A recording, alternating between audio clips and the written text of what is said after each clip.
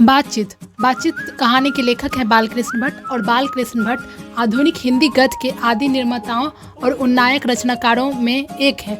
बालकृष्ण भट्ट बातचीत के माध्यम से मनुष्य को ईश्वर द्वारा दी गई अनमोल वस्तु वाक शक्ति का सही इस्तेमाल करने को बताते हैं। वे बताते हैं कि यदि वाक शक्ति मनुष्य में न होती तो हम नहीं जानते कि इस गूंगी सृष्टि का क्या हाल होता। सब लोग मानो लुंज पुंज अवस्था में कोने में बैठा दिए गए होते। जरा सोचिए, जरा विचारिए कि अगर हम लोग बोल नहीं पाते तो कैसे हम एक दूसरे से बात कर पाते, अगर हम अपने भावनाओं को कैसे व्यक्त कर पाते।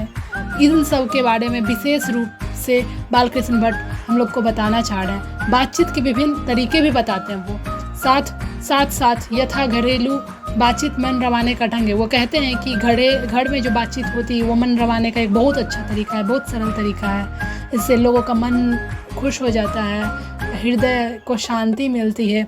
वे बताते हैं कि जहाँ आदमी की अपनी ज़िंदगी मज़ेदार बनाने के लिए खाने पीने चलने फिरने आदि की ज़रूरत है, वहाँ बातचीत की भी अत्यंत ज़रूरत है। जो कुछ मवाद या धुआं जमा रहता है वह बातचीत के माध्यम से भाप बनकर निकल जाता है। अगर किसी से कहा भी जाता है कि अगर किसी से आपको मन मुटाव हो तो उससे बातचीत करना चाहिए, अगर उससे आप बातचीत कीजिएगा तो आपका जितना भी बुरा या फिर होगा उनसे बात करके सारा मवाद धुआं बन के निकल जाएगा और आपका रिश्ता अच्छा हो जाएगा। बातचीत का भी एक ख़ास तरह का मज़ा है। यही नहीं, वे बतलाते हैं कि मनुष्य बोलता नहीं तब तक उनका गुण दोष नहीं प्रकट होता। बेन जॉनसन का कहना है कि बोलने से ही मनुष्य के रूप का साक्षात्कार हो जाता है।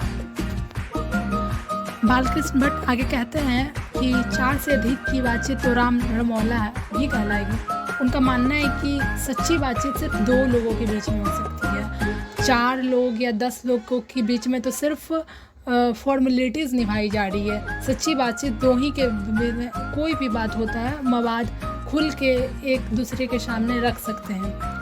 वो ये भी बताते हैं कि यूरोप के लोगों में बातचीत का हुनर है। वे यूरोप के लोगों से प्रभावित हैं और वे कहते हैं कि उनके यहाँ बातचीत करने का कुछ अलग ही ढंग है और उनके बातों करने में बहुत ही अच्छा, उनसे बातचीत करने में सबको अच्छा अनुभव होता है और वहाँ के उन लोगों के बातचीत करने का ढंग बहुत ही विकसित है।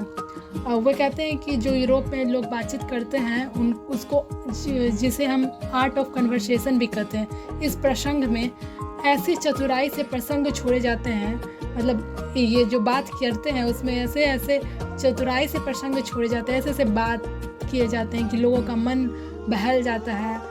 कि वे लिखते हैं कि इस प्रसंग में ऐसे चतुराई से प्रसंग छोड़े जाते हैं कि जिन्हें कान को सुन अत्यंत सुख मिलता है, मन गदगद हो जाता है। उनके कहने का मतलब है कि वो बहुत ही ज़्यादा प्रभावित हैं यूरोप के लोगों से। हिंदी में इसका नाम सुहद गोष्ठी है। वे कहते हैं कि हिंदी में इसका नाम सुहद गोष्ठी है।